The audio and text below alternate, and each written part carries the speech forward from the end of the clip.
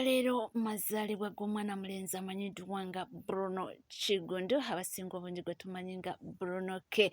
Bannange mulowooza bbaka ki omukyala Farida Nakazibwe bwamusindikidde ate era munnange wa Eddie Kenzo ssanyu jjereere byonna nja kubanga mbikutuusaako mu maaso eyo otegeere kiki ate kiguddeyo munnange bingi nnyo ebigenda mu maaso ate ewa Bruno Betty abantu beeyongedde okubanga munnange babawa obubaka okusaako n'okubanga oba oliawo bamukumaakuma ate era nga tukyagenda ewa King Saha yo munnange ndowooza ali mu loosezi zokka kye baakoze obutebe Fort Potro ate ebyajjo Ssenyonyi mulowooza gundi tayogedde omukulu ani ono Wisdom Kaye yakakasiza nti ajja kufundikira mabega w'emitayimba.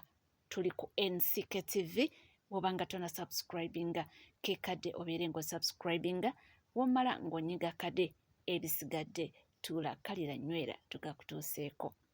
Katandike n'omwana mulenzi Bruno Kigundu oba Bruno K.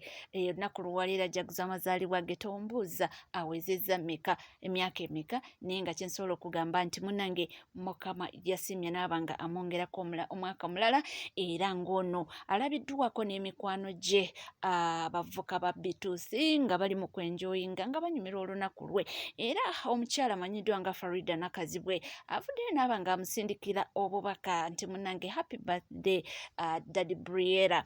Ojjukira nti ono Farida ye mukyala akoze ekyamaanyi okubanga munnange alabirira omwana oyo Briera era nga babogeddeko bingi naye twagenda okizuula nga they're just friends ng'omuntu wabeera ne mukwano gwe. Kansooke nkulageko munnange abaana bano nga bali mu kunyumirwa ba Bruno K. 4, 3, 2, 1.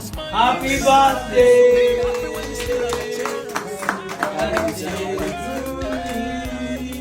Happy birthday to you.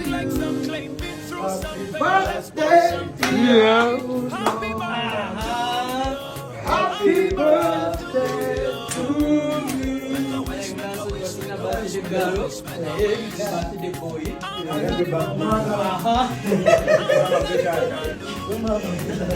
Umukuriye sebo.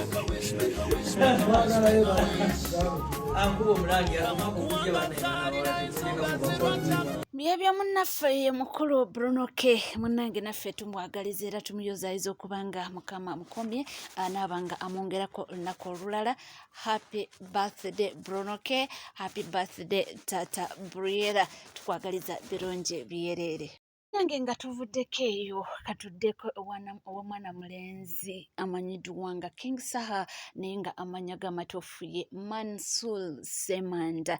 Essaawa eno wetwogerera munnange yandibanga abalaloosi kigambibwa nti King Saha yabadde ne show e Fort Potro naye tetumanyi kiki ekyabaddewo oba bituufu oba nedda anti sometimes waliwo osanga nga bapromota balanze omuntu naye nga gwe balanga mu butuufu talina kyamanyi nti bamulanga tebamubuukingangako talyangako yadde n'ekikumi bamanagers be tebamanyi nti bamulanga nti waliwo ekitundu kye bamulangamu awo tetumanyi ebyo tuzze tubiraba ng'oluusi babeera ne bafeeke artist ne balanga naye nga gwe balanga tolina kyokimanyiko manager we talina kyakimanyiko naye nga abantu babalimba nti gundajja kakati mu kyekyabadde Fort Potro simanyi ekyabadde what exactly happened naye nga kyemanyi nti teyagenzeeyo era abantu mu kwekalakasa babadde bakona obutebe nga bagamba King Saha so tulabe ebyabadde Fort Potro munnange loosi ajja kuba yaani ya King Saha oba byonna kyekiri tujja kusigala nga tubibawa.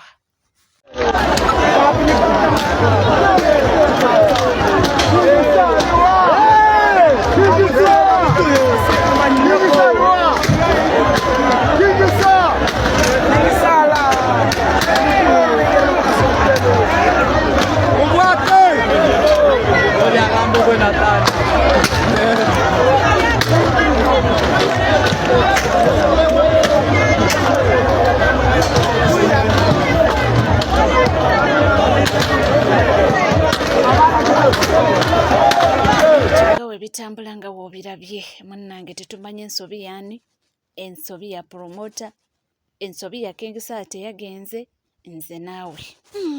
Tuvuddeyo katuddire kapo yaffe y'omwaka Honorable Fiona Nyamutoro wamu ne Edrisa Musuza. Munnange bano bo amawulire nakugamba nti omwaka guno gwonna gwabwe gwonna gwako nga tuli ku bo essaawa eno wetwogerera.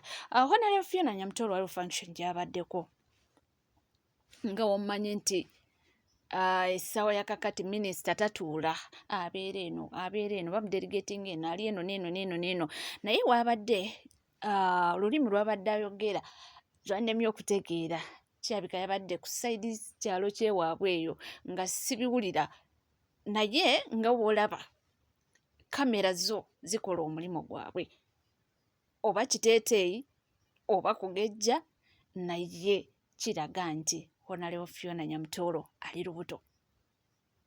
Era woba omutunuulira bulungi ndabye amawulire gano abaira wesinza asoose n'ogaripotingako ndabyeko abalala nga baripotinga kyandiba naye nga w'omutunuulira oba kiteeteeyi bwe kityo oba simanyi bulungi naye nga alabika ali lubuto.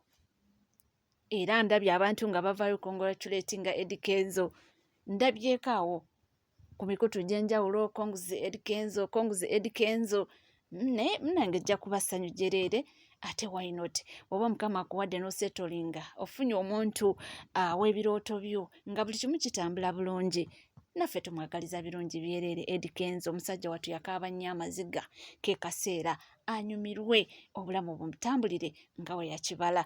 Munnange weba bituufu tukwagaliza birungi byereere weba nga si bituufu era tusaba nti Mukama Katonda era abakuwe oli muzadde. Deko ewa Bruno Betty munnange omukyala essaawa eno wetwogera nga nabagambye batugamba nti yanobye oba yanoba n'agenda mu mboozi eri asoose nabaleetedde audio musajja wattu ng'alajja nangaakaaba naye abantu ab'enjawulo bavuddeyo kubanga bakubaganya empawa ku nsonga eno eya Bruno Betty era nga bagamba nti abakyala temuli benkanya nti si kirungi omuntu oba tomwagala ate kumwonoonera budde. Munnange sooka owulirizzako bino bye boogera. Bannange abakulu b'ekika ky'emmamba ekintu kye twaguddeko ate olunaku lw'eggulu nze omwogezi w'ekika ky'emmamba ne basenga Butambala senga Kyamuliwa byatuweddeko. Omwana ow'obuwala omwana w'emmamba gwe twafumbize n'ebulemeezi ani Namyalo Teddy teyakatemya omusajja nga twakalya ebintu tuti tewanayita na myaka 2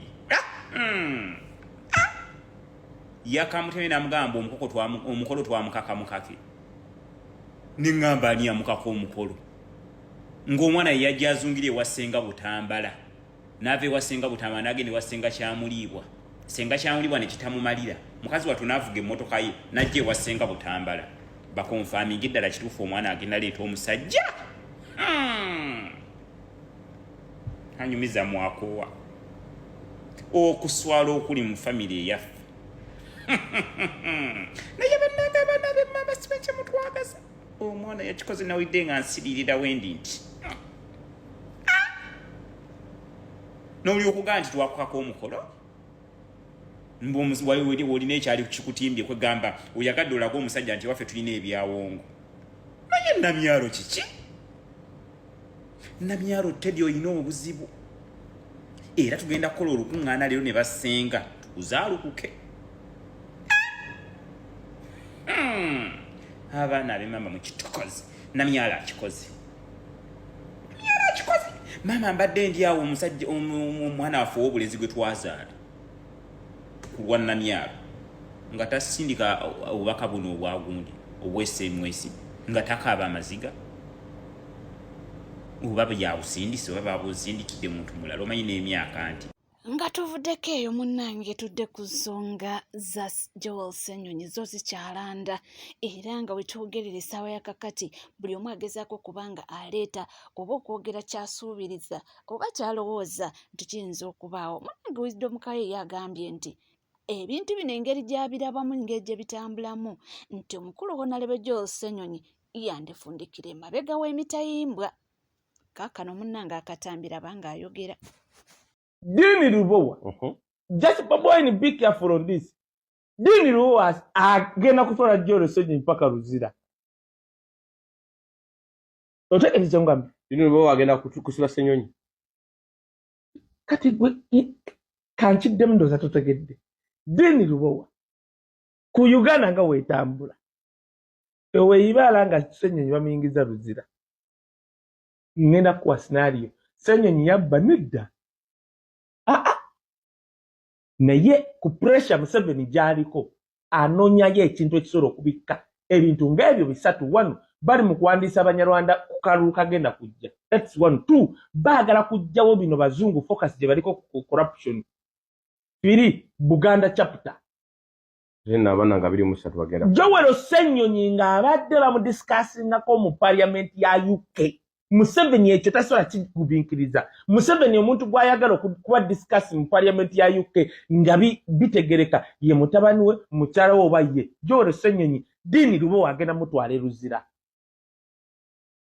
Ekimukubye eki Museveni tasobola kukkiriza Bobi Wine kuzimba gundi Joel Ssenyonyi. Ekyo tekisoboka kubanga Joel Ssenyonyi ayogera ennimi 3. No, wewewo nnya. Kati weweto ndowooza obiwulidde si bigambo byange naye buli omu munnange alina engeri gy'alabamu ebintu bino ffe we tuli okuba nga tubikutuusaako era nga nkugamba kimu nti mukwano omukutu guli gumu gwokka NCKTV oba nga tonna subscribinga kekkadde obeere ng'osubscribinga ate wemala okusubscribinga ng'onyiga akadde munnange ebisigadde awo nkugambira nti tuula kalira nywera tujja kubanga tubikuwa ensonga z'omukulu Joel Ssenyonyi zeeyongera okulanda buli lukya ebintu byatandika ng'ebyokusaaga naye kati we tuli munnange byeyongedde okuba nga ate tufunamu okutyatyamuko tomanya naye bagamba nti oba oli clean oba tolina kyotya tusuubire nti engalo ze ziri clean sigala naffe tovaawo.